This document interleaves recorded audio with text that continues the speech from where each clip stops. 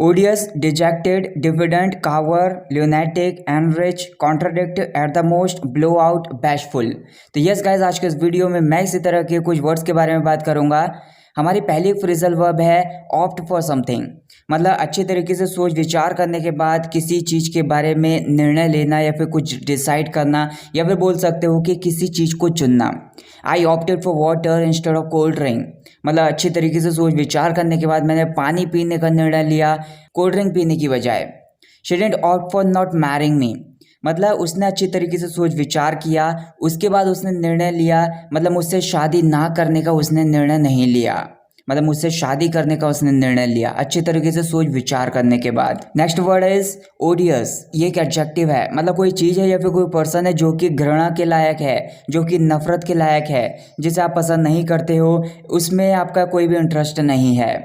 Cleaning the toilet is such an ओडियस task, मतलब toilet साफ करना सच में एक अप्रिय काम है या फिर अरुचिकर काम है जिसमें कोई भी इंटरेस्ट नहीं है। He is an odious person, I really don't like talking to him, मतलब वो सच में एक नफरत करने लायक इंसान है, मुझे सच में उससे बात करना बिल्कुल भी अच्छा नहीं लगता। ल्यूनेटिक एक एडजेक्टिव है, इसका मतलब होता है कि कोई पर्सन है जो कि पागल है, बेवकूफ़ है, नासमझ है। I am so afraid of being pillion rider of him because he rides bike like a lunatic, मतलब मुझे उसके साथ पिलियन राइडर बनने में बहुत ज़्यादा डर लगता है, मतलब बाइक में उसके पीछे बैठने में मेरे को बहुत ज़्यादा डर लगता है, क्योंकि जब वो बाइक चलाता है तो बहुत ज़्यादा पागलों की तरह बाइक चलाता है या फिर बहुत ज़्यादा बेवकूफ़ों की तरह बाइक चलाता है। One more example, try to come out of your lunatic behaviour, मतलब अपने पागलपन वाले व्यवहार से बाहर आने की कोशिश करो, या फिर जो भी आपका बेवकूफ़ी भरा व्यवहार है उससे बाहर आने की कोशिश करो। कावर एक वर्ब है, मतलब डर की वजह से कहीं पर झुक जाना, किसी के सामने झुक जाना या फिर पीछे हट जाना। When he talked at the top of his voice, she cowered and didn't speak anything, मतलब जब उसने अपनी ऊंची आवाज़ में बोला तो वो डर गई या फिर डर की वजह से झुक गई और उसने कुछ भी नहीं बोला या फिर उसके मुंह से कुछ भी नहीं निकला। When the owner yelled at dog, dog cowered under the table, मतलब जब कुत्ते के मालिक ने चिल्ला के बोला कुत्ते पर, तो जो कुत्ता था वो डर की वजह से झुक गया या फिर डर की वजह से पीछे हट गया और टेबल के नीचे जाकर बैठ गया। बैशफुल एक एडजेक्टिव है, मतलब बहुत लज्जित या फिर बहुत शर्मिला कोई पर्सन है। Don't be bashful, try to be confident, मतलब बहुत ज़्यादा शर्मीले मत बनो, थोड़े से कॉन्फिडेंट बनने की कोशिश करो। She is never be bashful about questioning, मतलब वो क्वेश्चन करने में कभी भी शर्माती नहीं है, प्रश्न पूछने में कभी भी शर्माती नहीं है। डिफिडेंट एक एडजेक्टिव है, मतलब अपनी योग्यता या फिर अपनी जो एबिलिटी है उसकी, जिस चीज़ को वो अच्छी तरीके से कर सकता है उसमें संकोच करने वाला, उसमें डाउट रखने वाला कोई इंसान, उसमें विश्वास ना रखने वाला कोई इंसान। He left diffident about speaking on the stage, मतलब जब वो मतलब स्टेज पर बोलता है तो उस चीज़ को लेकर वो बहुत ज़्यादा मतलब संकोची टाइप में इंसान है, या फिर वो जब स्टेज पर बोलने गया तो इस चीज़ के बाद वो मतलब विश्वास ही नहीं रह गया या फिर ऐसा लग रहा था कि उसके अंदर कोई भी कॉन्फिडेंस नहीं बचा। He had a diffident smile while expressing his feelings to her, मतलब अपनी फीलिंग्स के जाहिर करते समय या फिर जो भी उसकी भावनाएं थी उसको उस लड़की के सामने जाहिर करते समय उसके अंदर एक डिफिडेंट स्माइल थी, मतलब लड़के के अंदर एक डिफिडेंट स्माइल थी जिसमें कोई भी विश्वास नहीं था, जिसमें कोई भी कॉन्फिडेंट नहीं था, थोड़ा सा डाउट भरी स्माइल थी उस लड़के के अंदर। इंसलेंट ये एक एडजेक्टिव है, मतलब कोई पर्सन है जो कि असभ्य है या फिर अभद्र है, बिना रिस्पेक्ट है, उसके अंदर कोई भी मतलब किसी के लिए दया नहीं है, तो ऐसा बोल सकते हो कि लोग उसकी भी कदर नहीं करेंगे, लोग उसको भी रिस्पेक्ट नहीं देंगे, तो ऐसे पर्सन के लिए बोल सकते हैं। Leave the company of your insolent fellow, मतलब अपने असभ्य साथी का साथ छोड़ दो जिसकी कोई भी रिस्पेक्ट नहीं करता। एक और एग्जांपल है, I really don't like your insolent behaviour, मतलब तुम्हारे असभ्य व्यवहार को मैं सच में बिल्कुल भी पसंद नहीं करता, या फिर अभद्र व्यवहार को तुम्हारे मैं बिल्कुल भी पसंद नहीं करता। Hit somebody hard,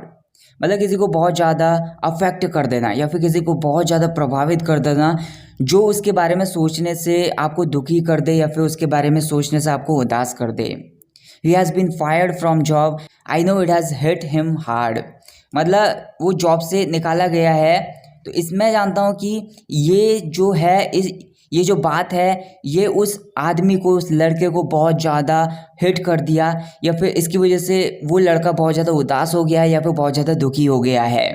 his father's death hit him hard, मतलब उसके पिता की जो मौत हुई है उस मौत ने या फिर उस बात ने उस लड़के को बहुत ज़्यादा हिट कर दिया, या फिर उसकी वजह से वो बहुत ज़्यादा दुखी हो गया या फिर उदास हो गया है। ब्लो आउट एक फ्रेजल वर्ब है, मतलब किसी फ्लेम को फूंक मारकर बुझा देना। मतलब कुछ आग लगी हुई है, मतलब ऐसा नहीं कि बहुत ज़्यादा मात्रा में आग लगी हुई है, हल्की फुल्की आग लगी हुई है,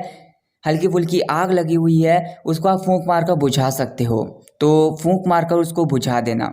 for example, blow out the candles first before cutting the cake, मतलब केक को काटने से पहले जो मोमबत्तियाँ जली हुई है, मोमबत्तियों को पहले फूंक मारकर बुझा दो। एक और एग्जाम्पल है, blow out hard candle is just flickering, मतलब थोड़ी तेज फूंक मारो या फिर थोड़ी जोर लगाकर फूंक मारो, जो मोमबत्तियां हैं वो बस फ्लिकर कर रही हैं या फिर वो अच्छी तरीके से बुझी नहीं है, या फिर जो लौ है वो हल्की सी उड़ गई है, मतलब मोमबत्ती अभी भी जल रही है। डिजेक्टेड एक एडजेक्टिव है, मतलब कोई पर्सन है जो कि दुखी है किसी चीज़ को लेकर, या फिर किसी पर्सन की वजह से बहुत ज़्यादा उदास है। I was dejected when I didn't get good response on my video, मतलब जब मेरी वीडियो में बहुत अच्छा रिस्पॉन्स नहीं मिला तो इसकी वजह से मैं बहुत ज़्यादा उदास हो गया था या फिर बहुत ज़्यादा दुखी हो गया था। He is in a very dejected state of mind, मतलब वो जो लड़का है वो बहुत ज़्यादा उदासी भरी स्टेट में है, या फिर उसके दिमाग में बहुत ज़्यादा उदासी भरी हुई है, या फिर ऐसा बोल सकते हो बहुत ज़्यादा दुख है उसके दिमाग के अंदर। हेट्रेड एक नाउन है, इसका मतलब होता है किसी पर्सन के लिए या फिर किसी चीज़ के लिए घृणा या फिर नफरत बोल सकते हो। My hatred for him is impossible to forget, मतलब जो उसके लिए मेरे अंदर घृणा है या फिर जो मेरे अंदर नफरत है उस लड़के के लिए, वो कभी भुलाई नहीं जा सकती या फिर भुलाने के लिए इम्पॉसिबल है, या फिर मेरे अंदर जो नफरत है उसको लेकर वो भुलाना असंभव है। एक और एग्जांपल है farmers had hatred for centre's new farm laws, मतलब जो सेंटर्स के या फिर जो केंद्र के नए फार्म लॉज आए थे 3, उनको लेकर किसानों के अंदर नफरत थी या फिर घृणा थी। एनरिच एक वर्ब है, इसका मतलब होता है कि किसी चीज़ या किसी पर्सन के गुण को बढ़ा देना, उसकी गुणवत्ता को बढ़ा देना। I always try to enrich your vocabulary in my videos, मतलब आपकी वोकेबलरी को अपनी वीडियोज़ में मैं हमेशा बढ़ाने की कोशिश करता हूँ या फिर उसकी गुणवत्ता को बढ़ाने की कोशिश करता हूँ। एक और एग्जांपल है, butter will enrich the taste of bread, मतलब अगर आप ब्रेड पर बटर लगाओगे तो ब्रेड के टेस्ट को बटर बढ़ा देगा, उसके गुण को बढ़ा देगा। नेक्स्ट एक वर्ड है कॉन्ट्राडिक्टिव, ये एक वर्ब है, इसका मतलब होता है कि किसी बात को गलत ठहराने के लिए बीच में उसका विरोध करना या फिर बीच में उसको टोकना। I asked kids who broke the cup both were contradicting with each other,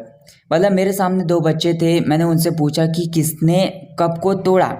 तो दोनों एक दूसरे पर इल्ज़ाम लगा रहे थे या फिर दोनों एक दूसरे पर मतलब गलत ठहराने के लिए एक दूसरे को विरोध कर रहे थे या फिर एक दूसरे को टोक रहे थे।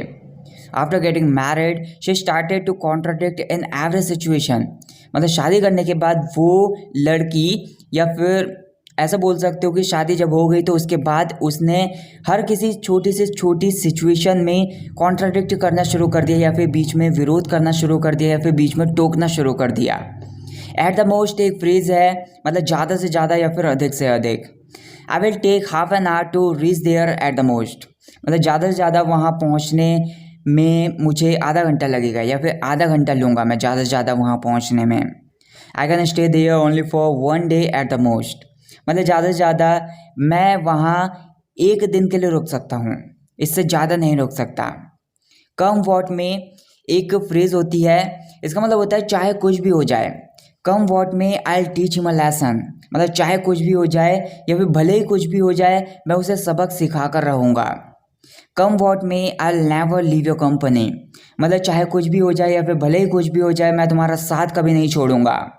So that's it guys for this video. I hope आपने ये वीडियो यहाँ तक देख ली होगी। आपके सामने कुछ वर्ड्स हैं, उनके ऊपर अपने खुद के एक सेंटेंस बनाकर मेरे को कमेंट करके बताना, और कमेंट में मुझे 132 टाइप करके मेरे को कमेंट करके बता देना, इससे मुझे पता चल जाएगा कि आपने वीडियो को लास्ट तक देखा है। अगर वीडियो पसंद आई हो तो वीडियो को ज़्यादा से ज़्यादा लाइक करना, ज़्यादा से ज़्यादा शेयर करना, चैनल को सब्सक्राइब कर देना। Thank you so much for watching this video. I will catch you in the next video. Take care.